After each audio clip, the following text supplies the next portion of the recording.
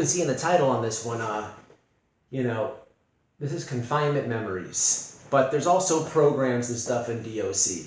And on this one, I'm going to kind of break down some of the memories, a couple stories, and try to break this down. But if you can imagine, this is going to be way longer than one video. And if I was to wrap everything up into one video, nobody would watch the whole video. That's because, hey, I don't know if you're going to work or what you're doing. There's probably a weirdo jerking off to my big chest. I don't know what's going on, but listen, I got to keep it to a minimum. But so to take you back to confinement, hey, look, man, you're dead. In confinement, you're dead. That's the closest thing to death. Like I said, man, they need to figure something else out because confinement's tough. You have to occupy your time. And in confinement, you're going to put you in with somebody, okay? And you're either going to have to come to an arrangement, you're going to have to start agreeing on stuff, or you're going to whoop that dude, he's got to get up out of your cell, or maybe that dude whoops you. At the end of the day, you really, really, really have to meet each other halfway. You know what I mean? Hey, every now and then you get an all right confinement guy. But listen, when you leave that room, you will know everything about that man's life. And what I mean by that is you're literally in a room, for a month or longer with this person. Sometimes it could be 15 days, depending on the DR. But this man, you're going to know exactly why he's in prison, the whole story. You're going to know, about his mom and where she works, and you're going to know about his family. You're going to know, what he did 4 Thanksgivings ago. You're going to know all about his girlfriend, all about his girlfriend's friends. You might start writing his girlfriend's friends. You're going to know about everything, if you catch my drift. So when you get out of the box, you might have never even talked to this person on the pound before. Never. But now you're in a room with him and you have nothing but time. Literally, you're talking all day. Okay? And, so you get to know this person. All right? I had so I want to tell a couple stories about that right quick. So I had a roommate one time, and I called him Shitty Jitty. He was a young dude. He was all right. White dude, young, 20 years old, and he liked to clown. He was a fun roommate. But he got too comfortable, you know what I mean? And people would have, like, they would send in the lyrics from Linkin Park and stuff, so we would scream it. We would scream it and sing it all day. You don't have a radio back there, so you have to make your own. But Shitty Jitty, he liked to play, you know what I mean? And hey, anybody that knows me, been in the chain gang with me, knows me in general, I like to joke, you know what I mean? And when you're incarcerated, you got to bring your sense of humor into it. Because you could be stressing your whole bid, or you could laugh the whole bid. And when there's times where you got to knuckle up and get in there, then you do it like that. But that's absolutely what I was. And I'm going to add a whole section on this channel about, Prison Jackass Edition and the crazy stories that I would do clowning and what I've seen. It will blow your mind. But on this story here, with Shitty Jitty, we would joke a lot. I opened the door, I opened the door because I jumped off the bunk and he was reading his book.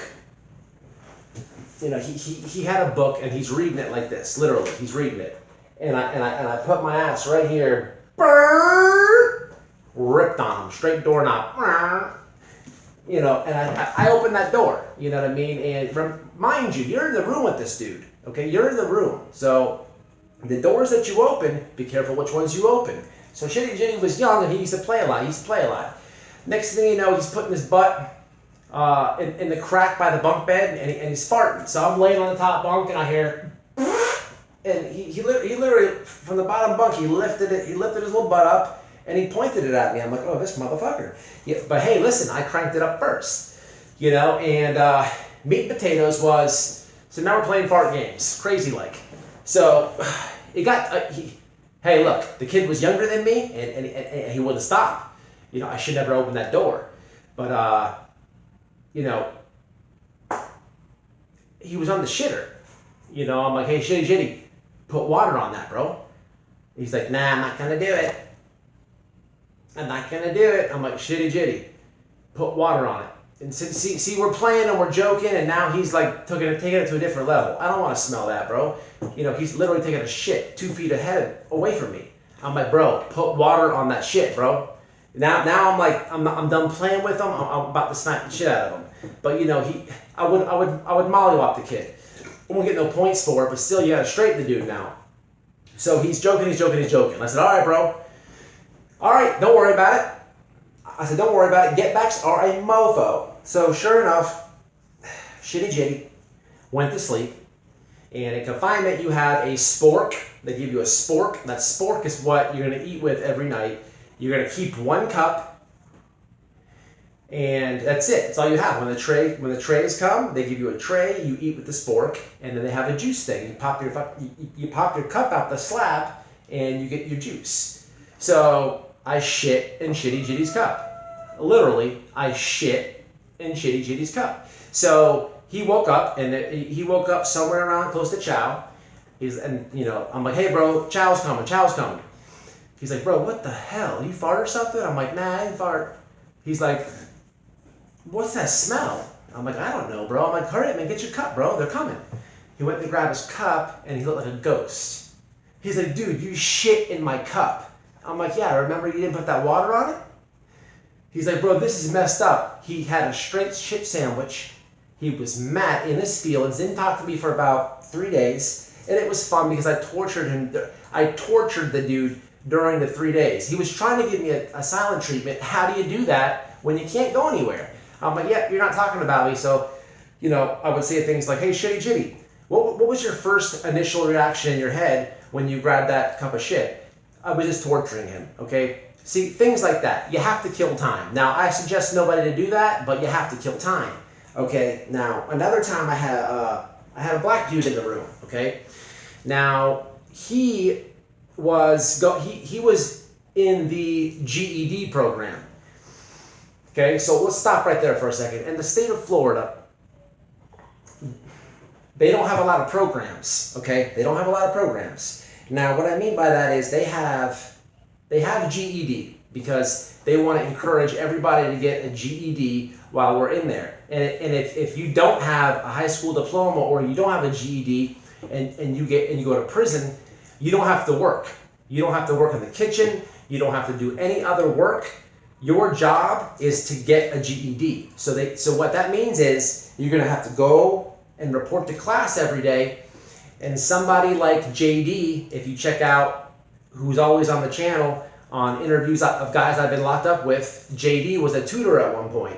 So JD would be the dude teaching the boneheads. Okay, so he is in the box now, so he don't have his tutor. He's got to do it by himself. Now I'm bored as shit, and he is making rap songs, and he's talking about the sack and the kilo and this and that, and his cousin, poo poo and doo doo with the Cadillac on 22s, and I'm just like, bro, listen, quiet time, dude. Nobody cares. There's no more hood talk right now. But at some point, I'm like, hey, bro, what do you have in that folder? He's like, I got schoolwork. I'm like, yeah, I'm trying to help the kid because I'm completely bored. But his teacher would come by the cell every 3 days or so, and she would collect the work that he did, and she would dish him out some more. And let me tell you, the teacher had ass. So I'm like, whoop, dude, whoop. Now, hey, listen, I'm in a room. I got a bonehead in there with me, and I'm like, listen, bro, let me see your work. What can you do? I wasn't a tutor, but I tried to help the kid. Honestly, I really did. I let him do whatever he can do, which was like drawing, English, and science, and I took his math homework. Because listen, think about what I'm about to say. When you're doing math problems and stuff, people get those types of books, like the Sudoku, and people get all these weird stuff sent in when they're in prison, not in confinement, just to kill time. So I have all these like algebra stuff. It's been a while since I was in high school, but I'm doing it. I want to see how rusty I am or not. I was comfortable with most of it, but I would give it to him to turn in. And now that I got to see the teacher come by, the teacher came by with all that ass. So now I got to see the ass, and then I'm like, hey bro, look, ask her for this, ask her for extra homework. Just because I wanted to see her ass, I was helping him proceed in the grade. So yeah, technically I was a tutor. I don't know how you look at it. But listen, programs are very rare. So they have the GED. They have a thing that it's a dog program. It's like I'm not 100% on this, but it's something like this. The state of Florida has these dogs that they, I want to say they rescue, okay? And they give them to inmates to train. So if you put in for the dog program, you go to a whole different camp, and what they do is you live with the dog. Now listen, and it's supposed to be like a positive thing to where it's one-on-one with these dogs, and then the inmate takes care of the dog until someone rescues the dog, because they have an internet site, and if somebody wants to adopt it or whatever, then the people from the rescue center come and get the dog, and you see what's happening? Okay, but the problem with that is it's very hard to get into. That program is very hard to get into.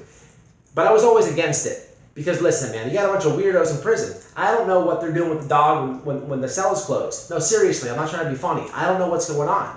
They could be taking the peanut butter squeezes and putting the peanut butter squeezes everywhere, letting the dog lick it off. I don't know what's going on. Okay, I never was really fond, or I never backed the whole dog program. But what I'm getting at is the programs are limited. You have GED, you have the dog program, okay? They have, I believe, there's 2 camps that offer a CDL course, okay? So they literally have a truck.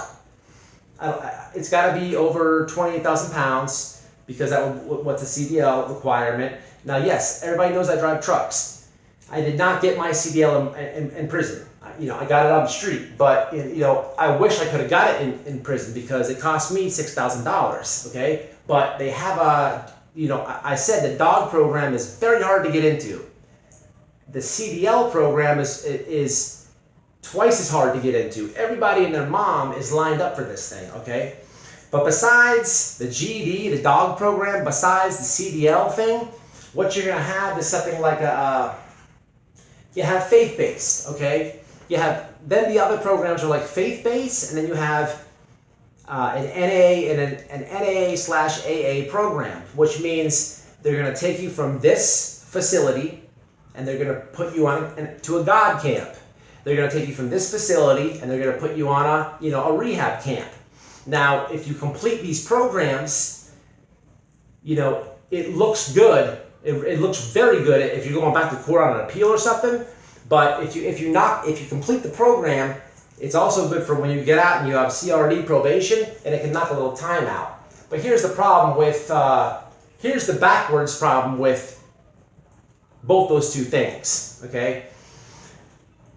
When people sign up for the NA thing, or the God thing, they really may not want to go to that camp for that purpose, but they're going to sign up because they might be far from their family. So now they know that these camps, where they're located at. So when they talk to their classification officer, they can say, hey man, I want to go to the drug program down there in Osceola County. Now bam, they're more gonna get approved to go there than they would speaking to the classification officer saying, hey listen, I just want to transfer to get closer to my family.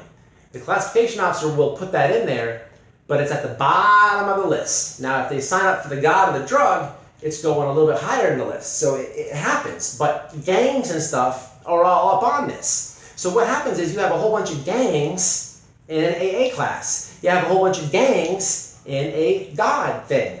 Okay? Now, here's how it works backwards. See, they're working the system to get there, but now here's how it works. We're going to use the NA and the recovery stuff for a second. They're going to work the system to get there, right? But they're indirectly going to get some knowledge. Yeah, they went there for their brothers and this and that because they want to make moves and this and that. They did that, but they have to attend a class.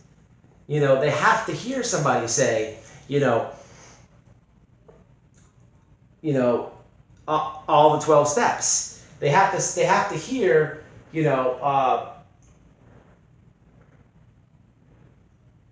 what is it?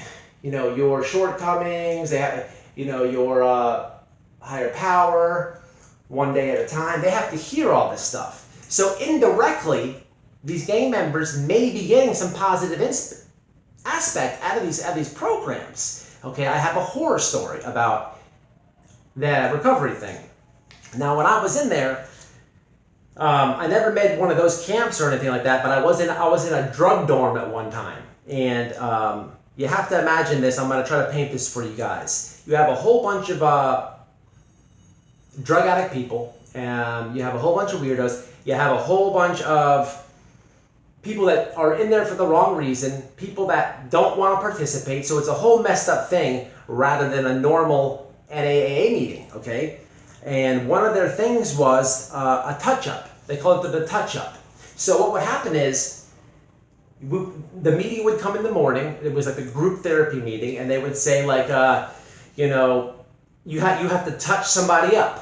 I never did. They were like, okay, Matt, who do you touch up today? I'm like, I have no touch-ups. And they're like, oh, well, you have to work on that and this and that and that. Then they'd be like, okay, Bill, who do you touch up? And Bill would be like, okay, well, I want to touch up Mark because Mark changed the channel the other night when we were watching the basketball game, and he put it on, you know, Cops. And, you know, a lot of people were watching that, and, you know, it's just not fair, and it's conflict. And these people have to be, like, engaged with it. I'm just like, man, snitching ass dude. Somebody touched me up. Okay, let me tell you how this is how I got kicked out of the dorm. The circle was going around individually, Matt, Billy. Now there's Vinny, okay? I'm only going to say Vinny. I can say his last name. Vinny says, I want to touch Matt up.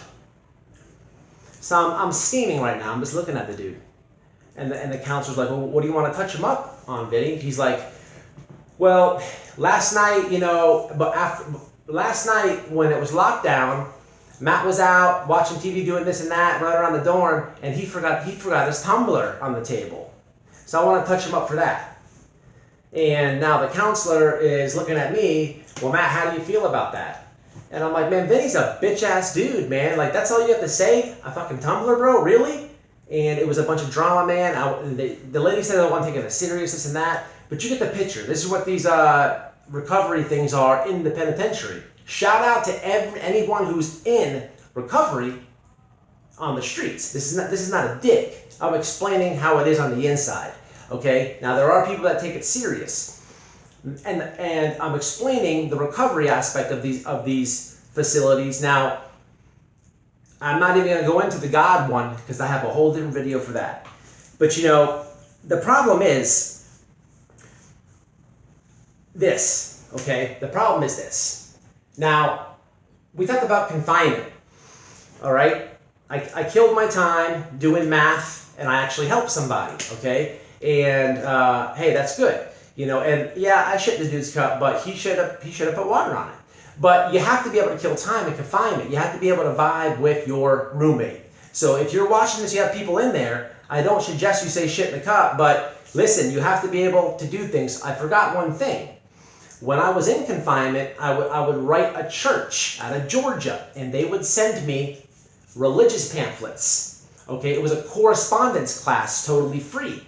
So I would have to take the Bible and read certain verses and take a test on it. Okay, and after you mail it in back and forth, the people are fast with it. They know that you're in confinement. They give you like a reassuring letter. It's really cool, man. Shout out to them. But they give you a chance to be like an ordained minister or something like that. And what I want to say about that is I passed all the stuff, and I was killing time, just like the math homework, but I didn't feel right being called an ordained minister because there's no way that I am. And this is in my personal opinion. But hey, listen, I don't knock anybody getting any religious knowledge in there. I do not knock that. It's not what I'm about. But you have to be able to kill time. You have to be able to do, you know, correspond with the church. You have to be able to find homework. Maybe sometimes you got to shit in the cup. You know, that's confinement time, okay?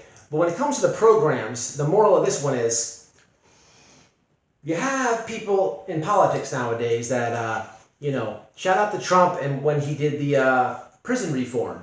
You know, he literally was reversing things that were already set. Now, I'm speaking about Florida in this video, but I can guarantee you this. No matter where you're from, no matter what country you're from, no matter what state you're in, no matter what facility you're at, the funding for prison is minimal. You know, hey, look, I just went down the whole thing. We have the GED program, we have the CDL program, we have the DOG program, the AA, the NA, faith base, and that's about it. Now, they have another program where you could pay $6,000 to do a correspondence class with the University of Phoenix to get, like, I believe it's, I'm not 100% sure on this, but something like an AA degree. I could be wrong, I don't know. But there is that option. But there's no funding. You have these lawmakers that are always saying they're going to do something, but they never do. And the guys in prison, hey, they really have to feel it. Now, I'm not saying that they have to make all these laws for prisoners, but what I'm saying is if the people took a little bit more time and put more programs in place, so when these guys got out, they would be in a better direction, man. You know, they really would, because, hey, look, when you get out of prison, your criminal record's messed up, you got gaps in your employment, your credit's probably messed up, and listen, man, it's tough. So listen, man, it's confinement, how to do confinement time, and the programs in prison. You know, it's White Boy Lockdown Radio. Make sure you like the video and get the members up, because if I don't get another member, I'm going to shit in somebody's cup. I'm trying to tell you, man. Stay out, stay safe, and stay solid. Into the next one.